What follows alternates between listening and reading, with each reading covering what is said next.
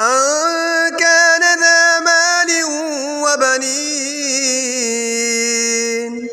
إذا تتلى عليه آياتنا قال أساطير الأولين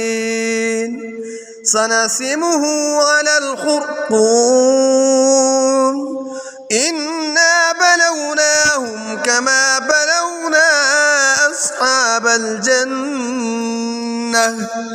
إذ أقسموا ليصرمنها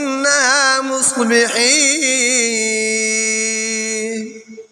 ولا يستثنون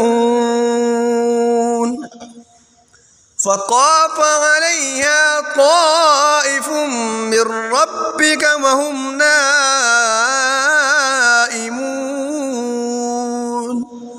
فأصبحت كالصريم